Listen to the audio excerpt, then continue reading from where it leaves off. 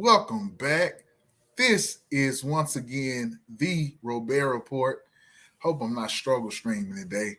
Sometimes this internet connection goes in and out. I was listening to last week's stream, and it looks like the audio was not on track with the video. So for those of you who watch it now or in the future, hey, just know I'm admitting to my fault today. But welcome back. Once again, it's Monday night. Today is September 26th, and we are here doing the Robaer Report, broadcasting. Shout out to Black USA News Team, the Robaer Report YouTube channel, Black USA News on Facebook and YouTube, and shout out to the Dunning Glover Network. Those are the platforms that we will be broadcasting on tonight. And we're here with the Robaer Report, where we discuss individuals and their contribution to society. Today, we're going to talk about institution.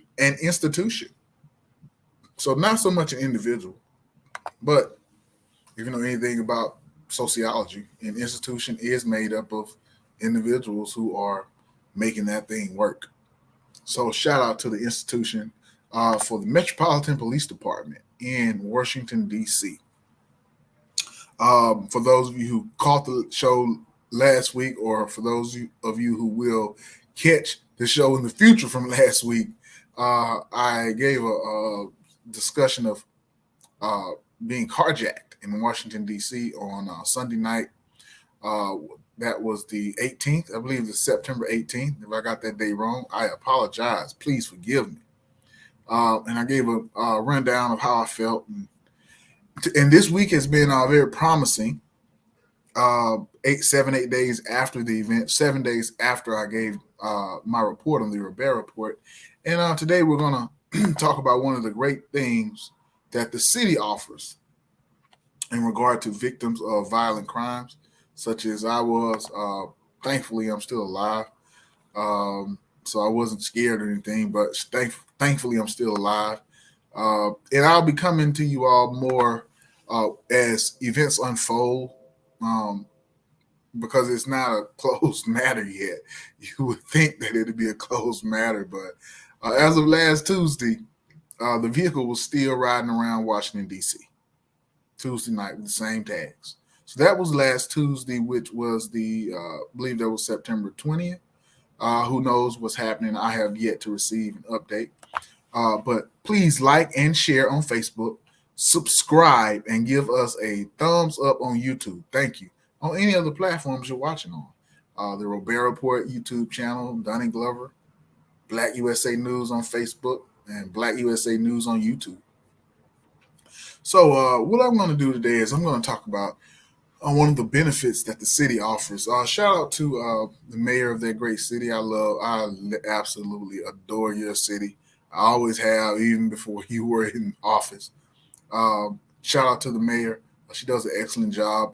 She was just at an event with the tourism board, Destination DC, a few weeks ago. I saw her. She was giving a speech. I don't know her, but I saw her on stage. So I know she's putting in work to build, to help, to support the District of Columbia and getting back on track as it was regarding tourism prior to the COVID-19 pandemic, which has been in all of our lives since February 2019 or so, 2020. Sorry, I dated the pandemic, 2019.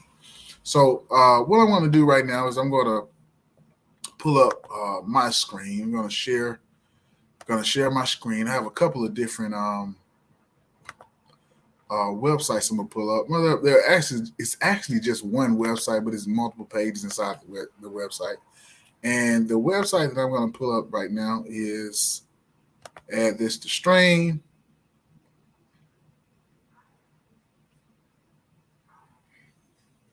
Thought it was going to add to the stream. I hope add to the stream. I'm on the stream.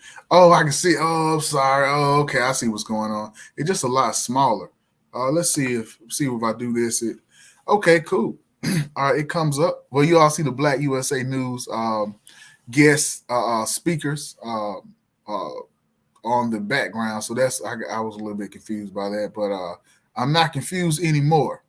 So what we're going to do is talk about this website. Right here it said information and resources. Let me get back. All right, let me get back. Let me see streaming. Okay, let me see. All right, so okay, we at the top. Okay, cool. I went to the top. So if I do that, information on attorneys, when I go back, might be a little couple of seconds behind, but it should move. It should move. Wait, information on attorneys. That's not what I'm looking for. I'm sorry. This is what I'm looking for. So it should move. That it moves. So we in real time, I assume. So this is DC courts.gov/services. Have a lot of services for the courts. I'm not here to talk about the courts today in its totality. I'm here to talk about the crime victims compensation, eligibility, application, and compensable costs.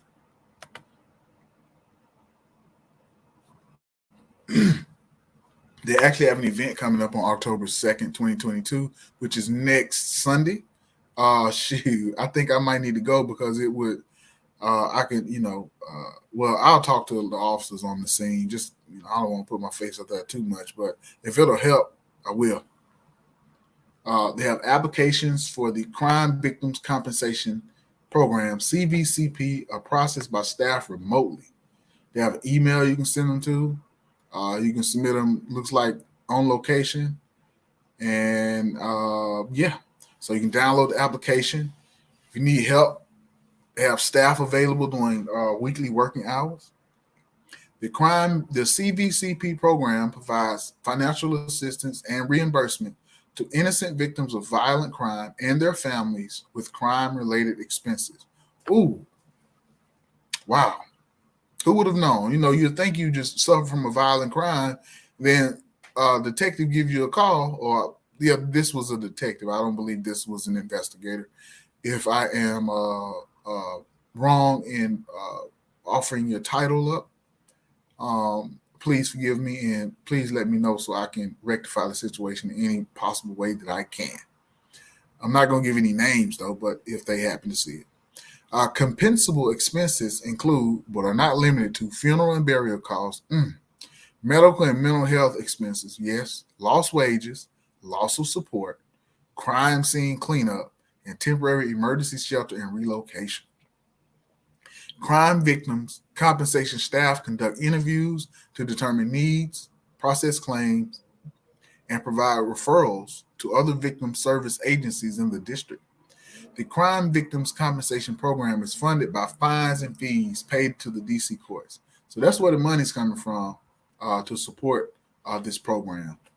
So if you have fines and fees in Washington, D.C., know that your money is potentially going to a good place. I don't know. I've never had to experience this before. So I'm brand new to this, but I just wanted to show what was going on. That website was dccourts.gov/services. And then I'll scroll to the bottom and you're going to find the Crime Victims Compensation tab. All right. So on that, it was eligibility. I'll go back. Let me go back. So we're talking about eligibility, application, and compensable costs.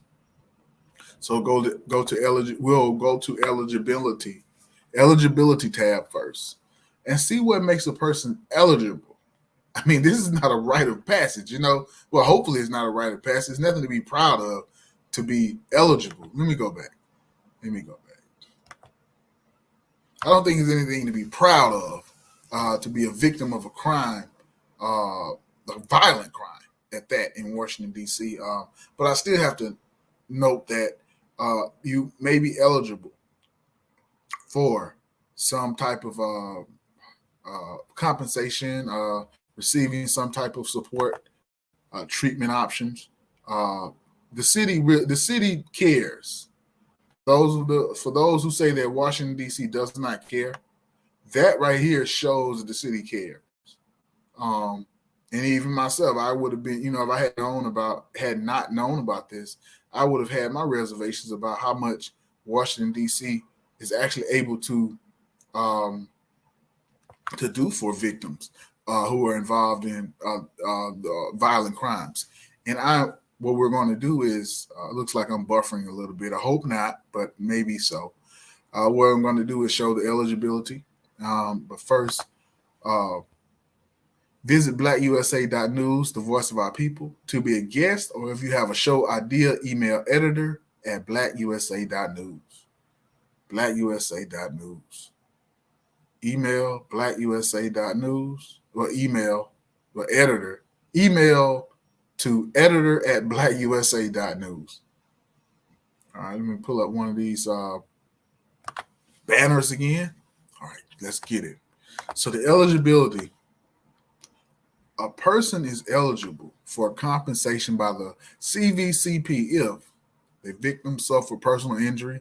And personal injury could be, let me share my screen again. I'm sorry. Let me pull up this one. I'll stop sharing. And I want to share this screen. All right, so let me go right here. Let me go to share screen, Chrome tab. Calling out, hey, if you're trying to get into YouTube, which I'm learning, I'm giving out the first initial steps. Eligibility tab. Is it up there yet? Usually working up. I gotta add it to the stream. Great.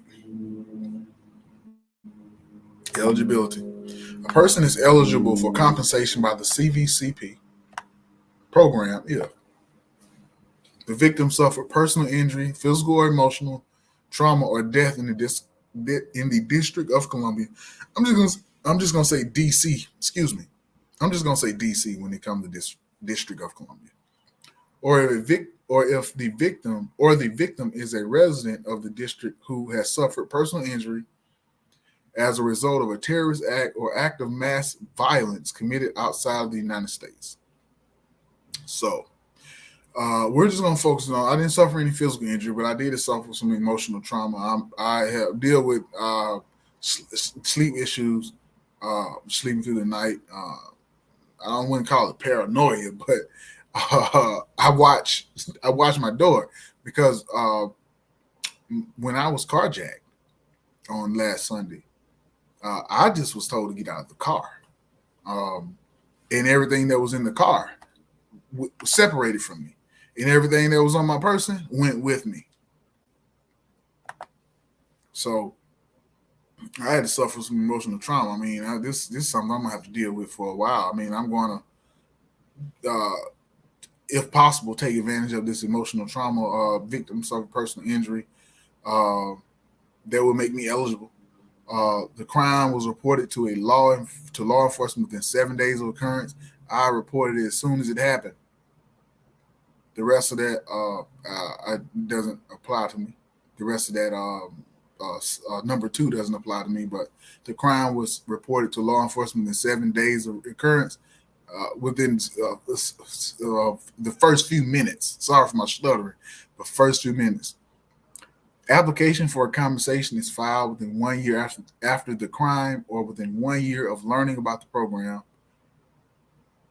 So I have not filed my application. I have assuming 52 weeks to do so.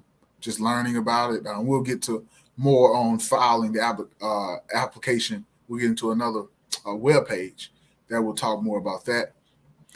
Number 4, the victim cooperates with reasonable law enforcement requests to apprehend the offender.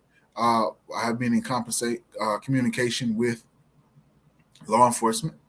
The victim did not participate in, consented to, or provoked the crime that caused his or her injury. And this is where it gets tricky. Not for me, because I did not participate in, consent to, or provoke the crime. Although you may be a victim of a crime in Washington, D.C., if you voluntarily put yourself in that situation, you pretty much take yourself out of the opportunity to be a victim of a crime and be. Let me step back. Not to take advantage of the opportunity to be a victim of a crime. You lose the opportunity to be compensated because you are a victim of a violent crime. If you willfully put yourself in a position to be a part of that criminal act that victimized you. Yeah, I got a master's degree. I got a gift of gab like crazy. I'm trying to talk over these words because I want to get them right. All right. Number 6, the award of compensation does not unjustly enrich the offender. All right. So those are the 6 eligibility requirements for compensation. Next, we are going to have the application. Well, let's see what this application is. We're going to have this application. Let's see. Where are we? Let me remove this one. I'm going to remove that one. So all of this is public information. It's on the DC Court's website. I'm going to share my screen again. I'm going to go back to the Chrome tab. And then I'm going to go to services. Have I gone to services? Yes, I'm going to go to services. I hope this is it. Maybe I've already been to services. Yeah, I wouldn't have worried. Give me the buzzer, man. I ain't got the buzzer here, but give me the buzzer. Let me figure out. I went to services. With the eligibility services, compensable costs. Let's go to compensable costs. Let's do that one next. And I'm sure major cities have this as well. I never knew it existed, but now that I do know it exists. Compensable costs. If you are the victim, if you are a deemed victim deemed a victim of a violent crime in Washington, D.C., there are compensable costs. One, first bullet point is medical expenses. Second one is mental health counseling, up to $3,000 for adults, $6,000 for children, also for secondary victims. So if you need mental health support, they definitely have you. And that $3,000 can go a long way if you find a reasonably priced mental health professional, in particular a social worker, probably in this case. But there may be other support that you would need. Physical or occupational therapy or rehabilitation. Lost wages, not to exceed 52 weeks or $10,000. That's interesting. And that's just an option for you. They do have some finance. It won't take care of you. It won't make you unduly wealthy, but it will take care of some of your financial needs whereby you lost wages due to having not being able to work due to this being a victim of a violent crime in Washington, D.C. Loss of support to dependents where victim is deceased and Social Security is denied, up to $2,500 per dependent, not to exceed $7,500 per victimization. Funerals, they pay up to $10,000. RIP to those who rest in peace or rest in heaven or rest, however the popular trope is. But I'm from a school of thought where it's rest in peace for those who pass away in general. But in regards to these victims of violent crime, rest in peace, because your family had to go through that trauma of losing you, as well as, but the city will provide up to $10,000 for a burial. I don't know how much it costs to bury for a funeral. I don't know how much a funeral costs, but I know that a funeral generally is not free. Crime scene cleanup, not to exceed $1,000. Replacement of clothing held as evidence by law enforcement, not to exceed $100. Does not apply where victim is deceased. Temporary emergency food and housing made necessary as a result of the crime, not to exceed 120 days or $400 for food costs and $3,000 for housing costs. Moving expenses necessary as a result of the crime where the health and safety of the victim was jeopardized, up to $1,500, not to exceed 120 days. So that's a major one. For people in a situation like mine, that is major because, well, those who carjack your car have your house key or have your vehicle key in my specific situation. And if your vehicle keys are attached to your home key, then they have access to your home. So you have to get the locks changed. Then another one is, and this one is not on here, but if you have your insurance papers or any identifying information about where you reside, they have access to your home, your keys, your windows, just your location where you feel is a shelter and safety for you. So, just one thing I want to note in regard, I'm an insurance agent by training. I've been in this field since 2012, and in talking to customers, I've always mentioned to keep your um, insurance documents in your glove compartment.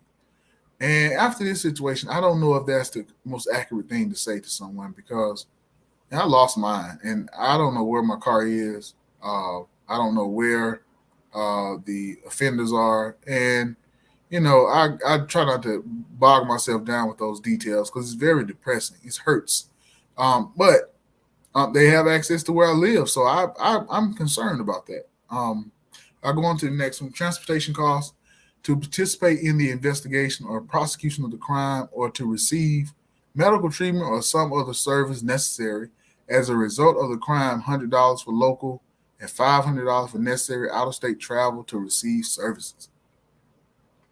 Replacement of doors, windows, locks, or other items to secure the victim's home, up to $1,000.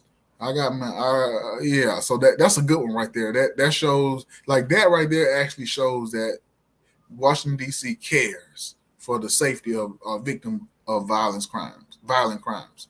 Um, Reimbursement for rental of an automobile while the victim's car is being held as evidence by law enforcement, up to $2,000. Now that's when, if your victim's car is being held as evidence, that's one. But what if they can't find your vehicle? That's a tricky one right there. Next, and this is important right here: attorney's fees.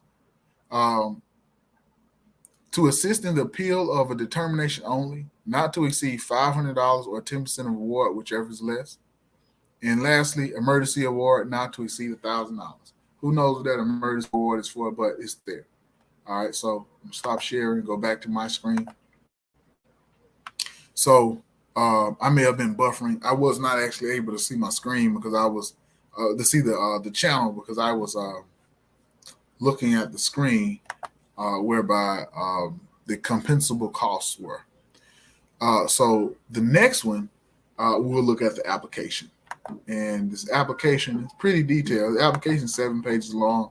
I'm not going to read the application word for word, but I will just go over the sections of it. Share my screen, Chrome tab, new CVCP application. As of, looks like it was as of, if this date is correct, as of January 10th, 2022. It's a fillable PDF. So it's easy to find on the website. Superior Court, the website for dccourts.org. I believe it was .org. Yeah, .gov, sorry. dccourts.gov. Superior Court of the District of Columbia Crime Victims Compensation Program, CVCP application. There's a part 1, and I believe there's a part 2. Eligibility, the applicant file, claimant name. Yeah, testified you signed you're a victim or you're a secondary victim, or you file on behalf of someone. Your address, claimant name, crime information. In my case, this is pretty powerful. Check all crimes or attempted crimes that cause physical injury, emotional trauma, or death to the victim or secondary victim: arson, assault, burglary, carjacking, cruelty to children, domestic violence, homicide, kidnapping, labor trafficking, malicious disfiguring, mayhem, riot, robbery, sex trafficking, sexual abuse or assault, sexual performance using a minor, stalking, terrorism, threats, traffic offenses, unlawful use of explosive weapon of mass destruction.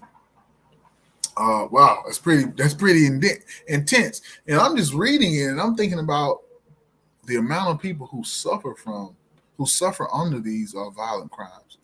And it's surreal because I'm just reading one. I don't know how many would apply to my situation, but um, I don't know what to say. Like, there have to be a special therapists for in at each one of these sections. Um, because these are some serious offenses. Date of crime, location of the crime, give a brief description, and they'll give you that on your police report. Brief description of crime and injury. Hey, I just took that information and put it, and I'll just put it on there because this they wrote it. I mean, I don't want to cause any discrepancies in the report, but I just use what they have. Um, Documentation of crime, police report, and it's right there. You got it. Got your data police report. Um, documentation of crime. There's other areas as well. Part two, compensation. Um, these are the areas that check the box for any assistance you are requesting. Temporary emergency housing or moving expenses for victims in immediate danger. Medical expenses, dental, mental health services, funeral expenses. I believe we've already went over those. So it's pretty detailed. They go pretty deep at detail. They ask you exactly what you want. Uh, all applicants must complete Section 14 collateral resources. Are you requesting temporary housing? Are you requesting moving expenses? A referral form should be submitted. Mental health, medical, dental, mental health information. They ask you what do you need. Um, they have it for you. Did you receive medical, dental, or mental health treatment related to the crime? And they actually add your providers. Claimant name and date of birth looks like that is at the top of every page. Funeral expenses. This one doesn't apply to my situation. Thank the Most High God. Then that's section 3. Then there's section 4. Lost wages earnings limit, a total period of up to 52 weeks after the date of the crime, in an amount not to exceed the lesser of 80% of the victim's net pay, or $10,000. Was victim employed? Name of victim's employer, date of last employment, supervisor, employer, phone number, employer street. Are you unable to work? How long have you been unable to work? Name of doctor due to disability, doctor's phone number. Yeah, are you self-employed? Um,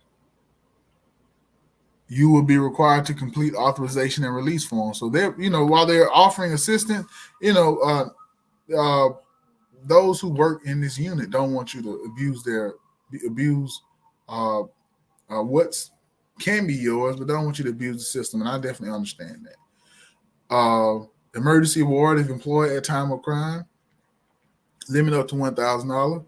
Are you experiencing financial hardship as a result of lost wages? The emergency award will be deducted from any final award. If the emergency award is greater than the final award, the claimant must repay the difference. If compensation is not awarded, the claimant must repay the emergency award in its entirety. Loss of support for victims of homicide or disability. That's if it got pretty rough on the scene. And thankfully that didn't happen in my case, but it happens. Uh, you will be required to complete authorization and release form. Secondary victims independence. You have that right there. Loss of services and expenses for substitute services. I know provided by the victim. Okay. I guess this is for secondary. Clothing replacement. Are any of the victim's clothes being held by law enforcement for evidence? List of items being held. Security measures. Are you seeking security measures for the home as a result of the crime? Please submit bill or receipt for service. Crime scene cleanup. Are you seeking reasonable cause social of the crime scene? Add a bill. Transportation expenses. Do you need assistance with the cost of transportation to receive treatment or services? Reimbursement for rental car when victim or secondary victim's car is being held by the police as evidence. Was your car held as evidence? Agency holding. Name of police or law, name and phone number of law enforcement officer. Car rental company. Please submit rental lease agreement and receipts. Restitution. Has the court ordered the offender to make restitution? Pay you back in a criminal case. Criminal case number. Insurance and other collateral service information. The Crime Victims Compensation Program must consider all collateral resources, other assistance available to you, reviewing a compensation application.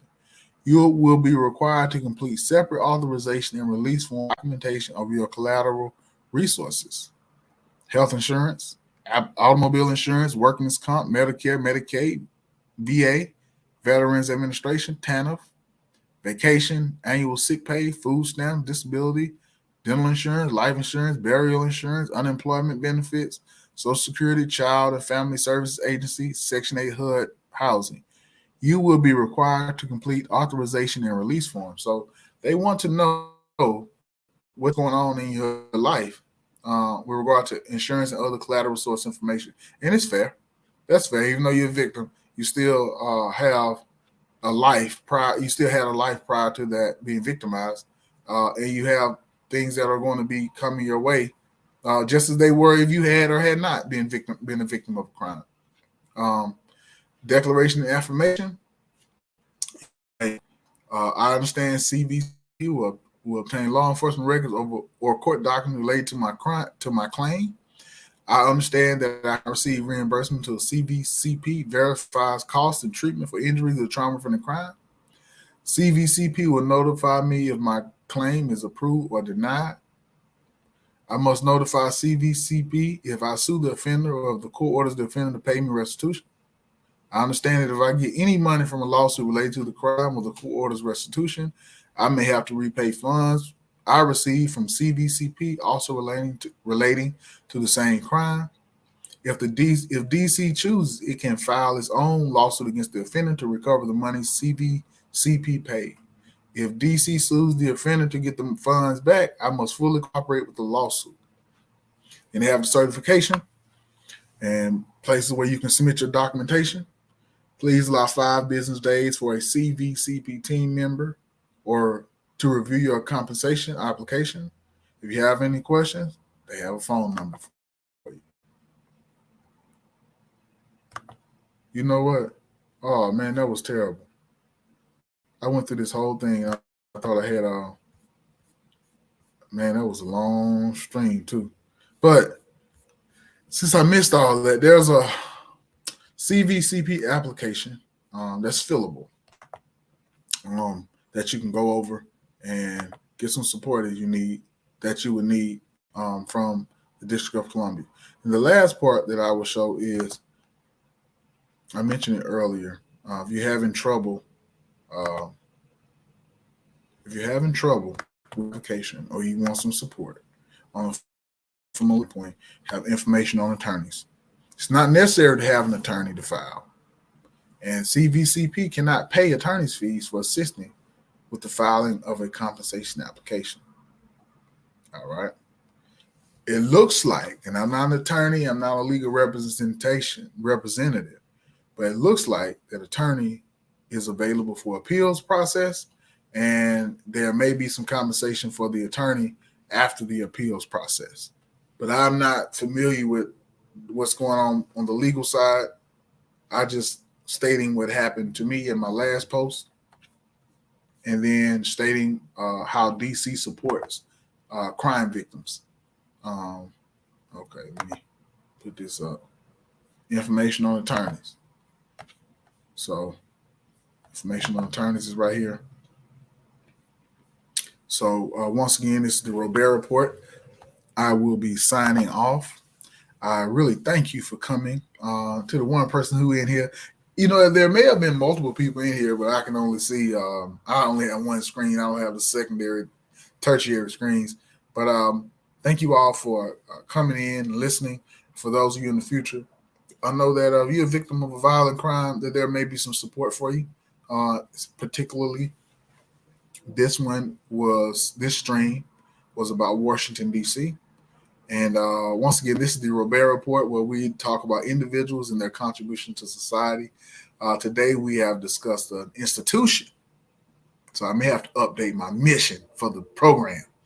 But shout out to Donnie Glover, who made this thing happen, who had the vision. Shout out to my other co-hosts. And look forward to seeing you all the next stream. I hope to have somebody as a guest on next week. But I wanted to get this out first.